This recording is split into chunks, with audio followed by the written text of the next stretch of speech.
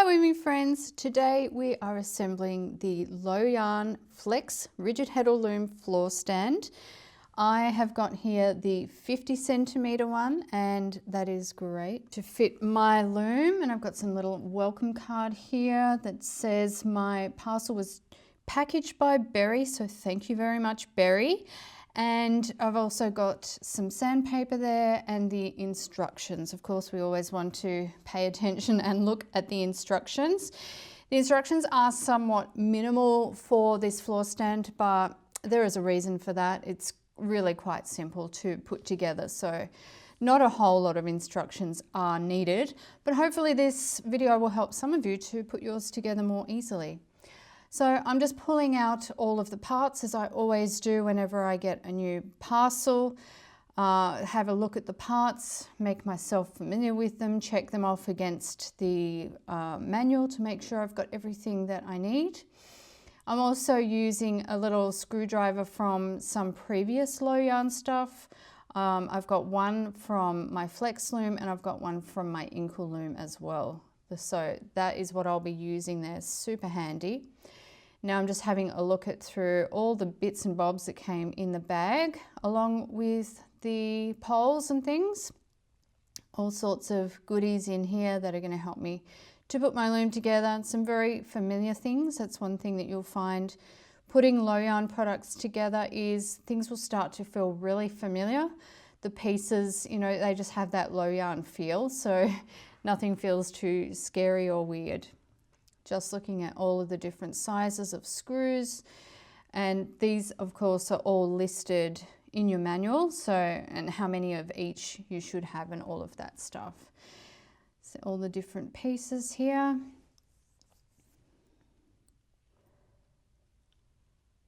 So I'm going to start with the actual legs of the stand. They have these wonderful rubber caps that Lojan are known for that just fit over the ends. So that they're going over the ends that have just the one hole that you can see there. That's how you know that you've got the right end. And these are going to become the bottom of our stand and stop the stand from slipping anywhere. If you struggle to get these on, I recommend you put them on kind of an angle and then sort of use the palm of your hand to push it on. That's a little bit easier than trying to use thumbs and fingers, I think. Okay, so next up we go to the other end, and that end has 3 big holes followed by a little hole, and it's the little hole that we want. So we take the 16mm little screw and we're going to screw that in. There are 4 of those to go with the 4 legs of the stand. And we're going to screw them in, but we don't screw them in all the way. They go in really, really easily. So just make sure you leave a little bit of headspace at the end, because we're going to use them to be our little anchors for the textile cords. So exactly the same on each one. So simple. When you repeat the same action 4 times, you really get good at it.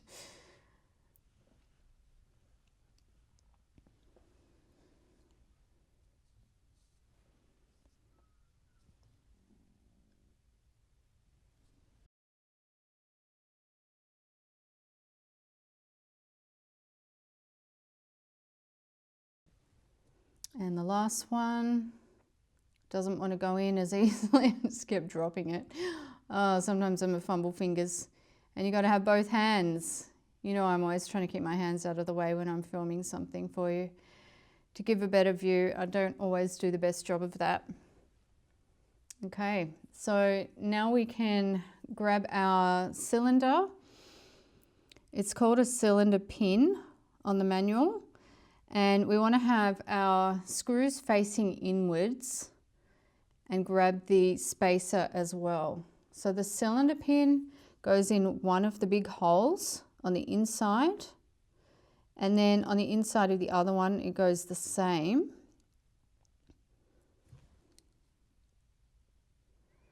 But you want to first of all put the black spacer on top of the cylinder pin. It fits there, then you fit into the other hole, press them together And then you'll find that spacer gives you about the right amount of space. So we can just leave those for now. And then we need the two other pieces of the legs. Grab them and we do the exact same thing. So we have them facing each other with the screws facing in. Grab the cylinder pin and the spacer. Pop that pin in as far as it goes. Spacer goes over the top, and then the same on the other side. Don't lose your spacer there. Push them together and that is done. So then we can join up our TechSolve cords. You can take whatever hole you want to. I like to use the second hole from the end, so not the very end hole, because that's a kind of a weak spot. The second one is much stronger, and we just fit them over those screws where we left that little bit of head space. So now those legs are joined, and that's what's going to allow movement of the legs without the whole thing collapsing, because it stops when it gets taut with the TechSolve cord. And then we can grab the other pair of legs and do the exact same thing with the TechSolve cord.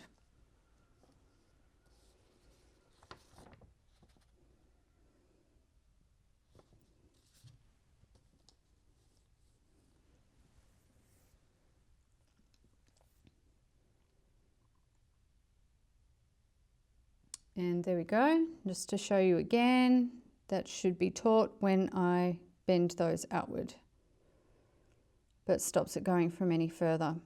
Now we're looking at the foot rails. They're easy to tell because they look quite different to the legs, and they have that kind of curved part out of the bottom of them. So first I'm doing the longer rail because one of the rails is longer, one of them is shorter. And I'm joining that to one of the legs. There's a hole on the outside of the leg where the long screw goes in. This is a 50mm screw, it's quite long. And so that's going to screw through the leg and then into a hole that is in that dipped part of the foot rail. And these go in quite easily too. So I screw that in, but I don't screw it in all the way, because if you've seen my other assembly videos, I like to screw in loosely in case I make a mistake, but then I come back and screw everything more solidly. So now I grab the shorter foot rail, and that's going to attach to the other leg. And it attaches in exactly the same way with the same size screw and everything. So you see how simple this is so far. I mean, we're most of the way there already. Yeah. So if you want an easy assembly project, this is it. And you just screw that in all the way, and you might want to do what I do and just leave it not too tight to start with, and then you can come back and finish screwing it afterwards. Make it really firm. Okay, so now we need the other pair of legs to join up on this side with the foot rails.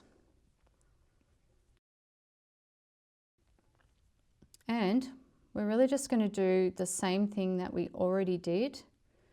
We arrange the legs against those dips of the foot rails, like so. And then we just need our big 50mm screws with our little screwdriver.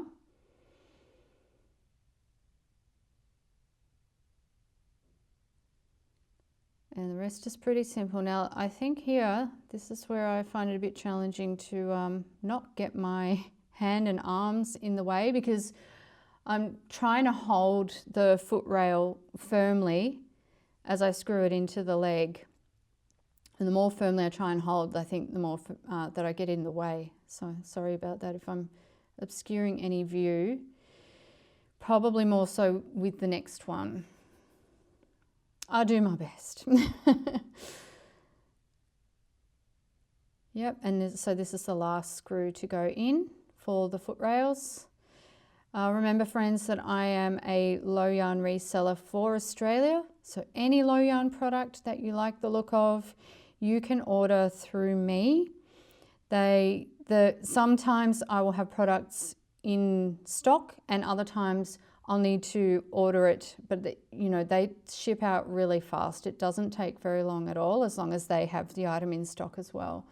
They have wheels, Inkle looms, these flex rigid Heddle looms, and they have conversion kits for the Heddle looms, which I will be getting very soon, next month hopefully. And then I'll be able to show you that as well. And then they've also got the flex table loom that already comes set up as a table loom. And you can even revert that one back to a rigid Heddle loom. It is so cool. All right, here I am completely in the way. So enjoy looking at my shoulder and the back of my elbow and a wisp of my hair. Oh dear. Let's move on, shall we? Okay, so this is how the stand looks as it's all assembled with the legs and the foot rails, and that's how it goes. So now we can grab the other pieces that we need to actually put the loom on the stand. So there's a knurled nut, that's the black one, and there are 3 holes. The holes are for the height.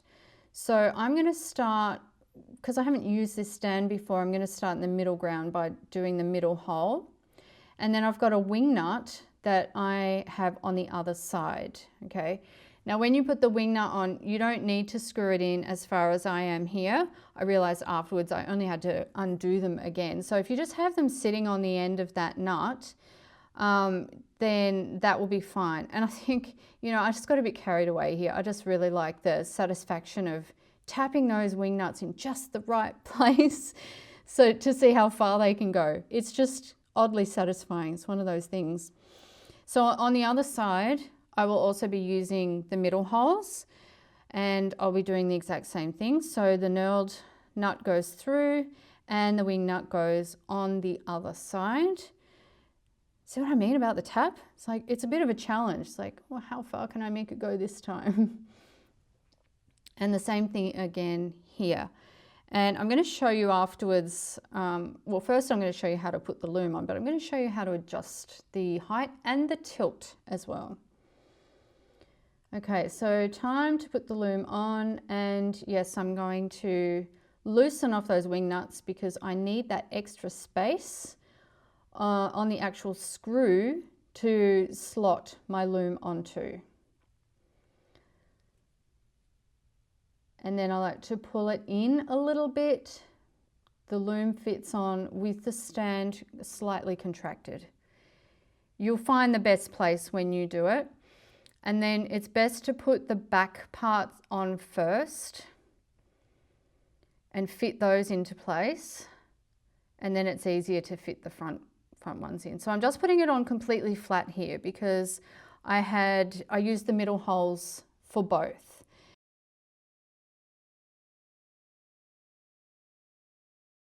So then I just tighten up those wing nuts.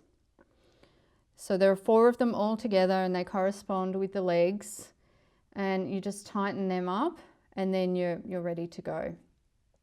Your loom is secured on the stand very nicely. So tightening up the wing nut on the inside as well. I tried my best to get a camera angle for this, but it's just a bit tricky with all that woodwork in the way.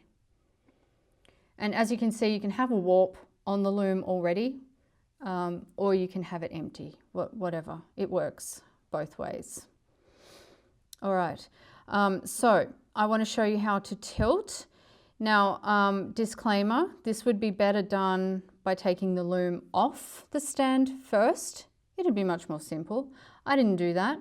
But what I'm doing is I'm taking that knurled nut out. I'm putting it up to the very top hole, so the highest hole that you can get, and then I'm fitting it back into place. So everything's the same except the position of that screw. has gone to the top hole instead of the middle hole. And then I'm doing the exact same on the opposite side.